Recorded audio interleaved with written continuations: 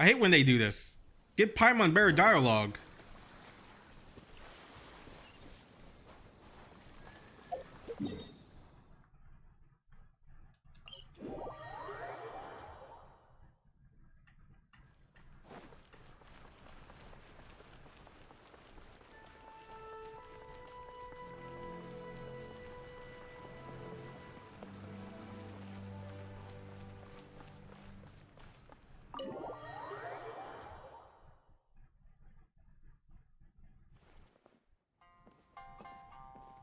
Heh, you found me. I mean, you told me where you were going, and then Paimon had to repeat what you said. Yeah, it reeks of booze around here. You're drunk, aren't you, Savior? Let's drink. Oh, wait, no, I remember you saying that you want to give up drinking. You gotta stay on the wagon, okay. I feel like this game is constantly trying to make the twins not drink. I mean, they're like really old, right? Because they live for an extremely long time, and they're world travelers, so... When did I say that? It must have been in my dream. Wasn't it just, right when we were filming, I was being questioned madly, so yes. Actually, I don't blame Miss Koharu Burp, or Mr. Sasuno. They were really cooperative at first. That's to say, or I think that is to say, it's probably because I am not that talented. You just need a little more experience. You really are a good person, you know that? You're so good, so good. Here, let me give you a hug. Hey, a minute ago, you were drunk as a skunk. You're not taking advantage of this situation to get chummy with us, aren't you? I think you had a little too much to drink. You know that film I worked so hard on before? Well, the higher-ups at Tenryou Commission didn't like it too much. They didn't come right out and say it, but they were totally silent, which means they didn't approve. But I refuse to accept this. I refuse. I mean, sometimes you gotta rein it back in, man. Just like how they should have reined in the people for who did Avatar: The Last Airbender, or Dragon Ball Evolution, or Death Note. This time I was able to get funding from Lord Kamisato to make this film, so I must take this seriously, don't you think? My dearest, most adored good friend, you're closer to me than a sibling, so I'll tell you something about me. I'm an engineer. But I think I can be more than an engineer. I read lots of books, and I write stuff. I could also be a film writer, an actor, a director. I'm not talking out of my hat here. I could really do it. Don't you believe me? I believe you. I mean, you gotta be extremely smart to be an engineer, right? I couldn't do it. I can't even do basic math. Great, I would kiss you if I could, but I drank a smidge too much and my breath stinks. Don't get the wrong theory, Aether. I just think you're truly my most dearest and bestest friend. My best friendo. Was it? My besto friendo? Some cringe Japanese moment. I forgot, how do you say it? From Juju Kaisen. Is that the show? Should I cut this out? It's pretty cringe. My face is turning red. Oh no, let's just leave it. Let's just forget about it. Although I'm gonna cringe again when I edit it and have to rewatch it. It's gonna suck. I must treat you to a meal today, and I won't take no for an answer. My dear fellow, we order food from you, correct? Come, my friend, order whatever you like.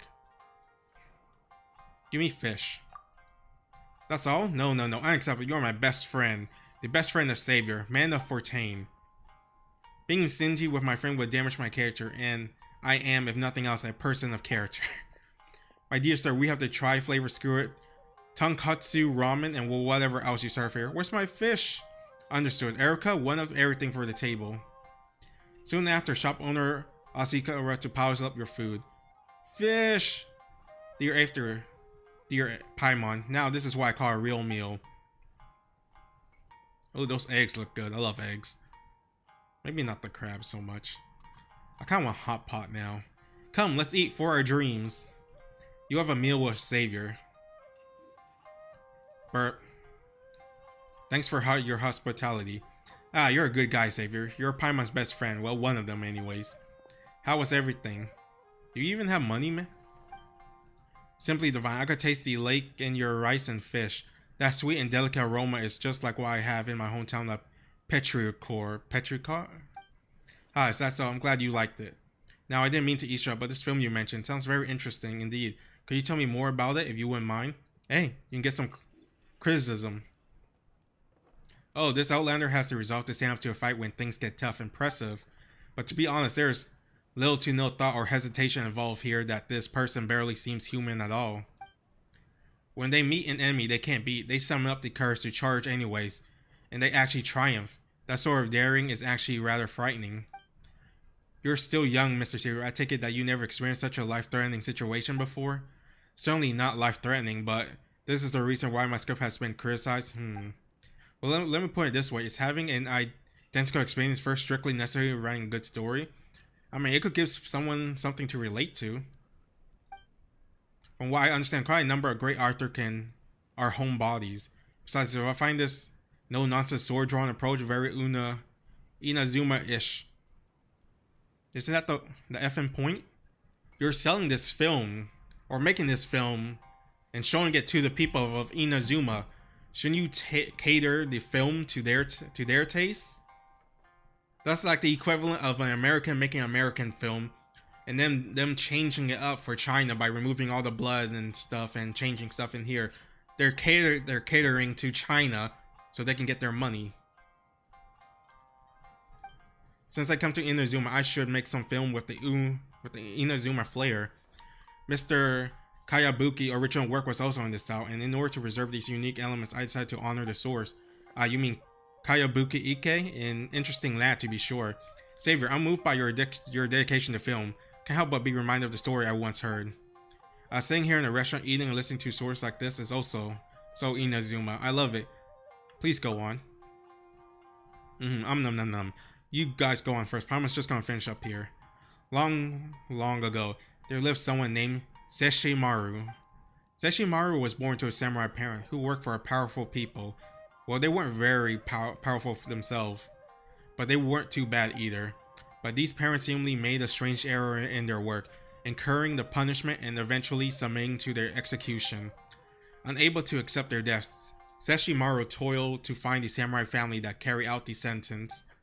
Truth be told, the responsibility party did everything by the book, and the family serving as the executioner normally shouldn't have been blamed for the sentence they were ordered to carry out. This family was also acquaintance with Sesshimaru. Goodness me, the story's pretty hard to tell without naming names. For now, suppose the family responsible was the Wakayami clan. To all the good people in Inazuma named Wakayami, please don't hate me for this. It's kind of like, hey, this is fake. This is a fiction. All these people and the names do not correlate with anyone in real life. Like, do you have to tell me that? I know it's a fantasy. Like, I know there are some people out there who can differ between fantasy and reality. They're like, no, you can't do this. Gay marriage shouldn't be in this. Should be in, like, based in real world or something. Or like, this is a fantasy. Get over it. Or like, what's a recent? I haven't played God of War, but I know there was some controversy about one of the characters. The mother of Monster. People were mad, like, hey, she's supposed to be white, but in the game she's like dark tone or black. I mean, she's not black, but she's like dark tone. And people are mad, like, no, she's supposed to be white. And then the author's like, no, this is a myth. This is a fantasy. None of it's real. It doesn't matter what color she is. She can be Asian, Hispanic, gray, yellow, blue, purple, orange, dark skin, light skin, mix. Like, it's a fantasy. Why does it matter? Or something like that. I don't know. Like, if it's like a fantasy story, I'm like, I don't really honestly care. Just at least it's told in a good story, and the actor's good. Like, so what? But that's just me.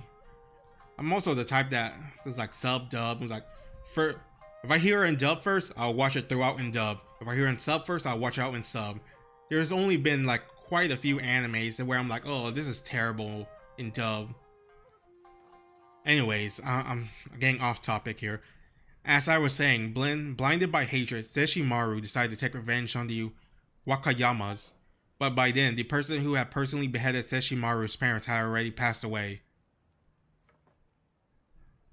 Where have I heard this story before? I feel like this is a really cliche story. And then I think they have to decide whether to take revenge on the descendant or go on their life and forgive them. And then they find out like, hey, they didn't really, they messed up and they knew or something. I feel like there's a lot of stories that does something like this. Harare passed away, leaving the eldest son in charge of Wakayama's estate.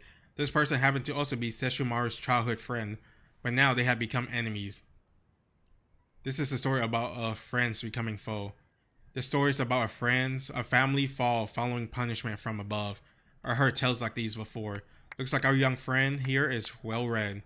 Officials are privileged, but they also have responsibilities, and mistakes must be punished. We have our own rules here in Inazuma. It's not unheard of an official to slip up and fall into ruins, but you don't seem surprised at all. You must have a wide circle of friends. Since this isn't so surprising to you, I'm afraid that the fallout between Sesshomaru and the son of the Yakumas would be equally predictable. Paimon knows something awful is going to happen next. Doesn't matter if it's Monza, Liyue, or Inazuma, it's always the same wherever you go. Indeed, there's nothing new under the sun. People always lose themselves due to the same old things. I suppose there are plenty of stories like this one in Fontaine too. Anyways, before any action was taken, Sesshomaru, supposedly remembering the old days, took out a tamari and a sword. Let the other son Wakayama choose between them. What does that mean? Now, how should I know what Sesshomaru was thinking? Still, I think that the tamari and the sword represents life and death respectively. Having made the wrong choice, the Orochimaru son had no choice but to accept being pursued and slain by Sesshomaru. What an ill-fated lad. But before Sesshomaru could even come knocking at his door, an illness took him. I don't know if that was lucky or unlucky. Dying of an illness, being killed, both means dying either way, so who knows which would have been better. It's hard not to blame Sesshomaru for his death. If it weren't for the former being bent on revenge, the latter wouldn't have needed to lay low until he fell ill. Never mind, I was wrong. After that, the younger Wakayama child immediately sought vengeance. Oh man, the cycle of vengeance? Good grief, the cycle never ends, does it? Get some GG over here.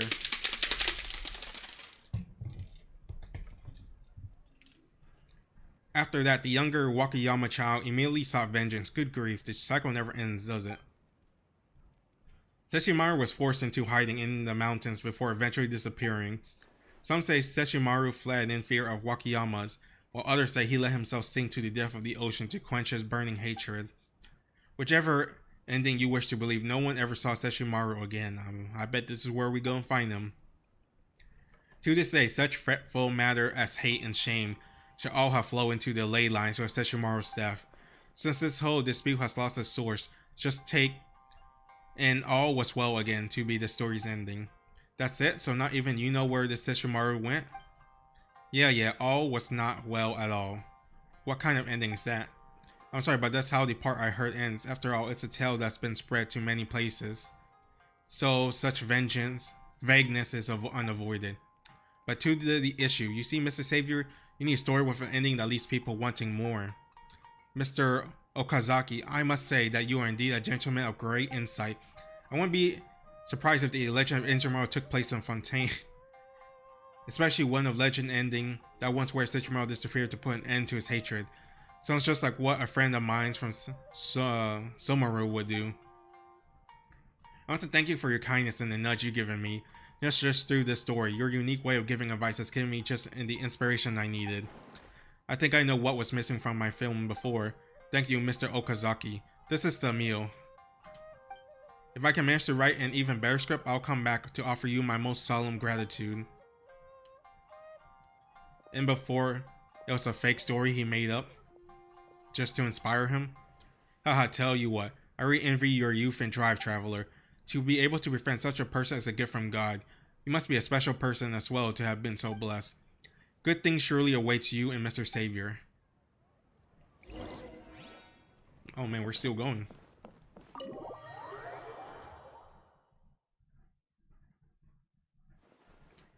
The story is quite complete, but it's lacking some emotional turmoil. What's on your mind? Heaven forgive me, I'm real soused this morning. I am. I left my friend in the restaurant after completely forgetting about them. But I think I can now write an all new, presentable script now and give this one more shot. It's definitely work this time. No, I'll make it work. Please allow me a little more time. Just one day will suffice. But it's going to be tricky with those two actors. Miss Koharu and Mr. Sasuno don't seem keen on trying again. But I can't blame them either. I'll just have to think of something when the time comes. Can I help in any way? No. I couldn't ask for any more comforting than having you here to listen to me vent. My dear Aether, you are indeed a great listener. Miss Paimon, if you have my behavior was at all untoward just now, can you forgive me? I didn't mean you any offense. Oh, Miss Paimon, this has a nice ring to it. Alright. Then the magnanimous Paimon has decided to forgive you. Wonderful, I feel much better now. Let's meet tomorrow at Kamoi Tea House. I'll bring an even better script, you see. Xavier trots off. It's great that he's so motivated, but it's like Mr. Okazaki said, it's really okay for him to do it all by himself. Says he's gonna write a brand new script in one day. That's a scary big job, isn't it? I like to help him. Maybe you should let Xavier work out the script by himself. Paimon thinks we can help him with his actor problem instead. I'll go talk to the actors. Yeah, that should take a load off his back. Alright. So we're done with that part, and gotta do the next part next time. I'll probably stop here for now, or for today really. But anyways, thanks for watching. Love you guys. Stay safe, and I'll see you next time.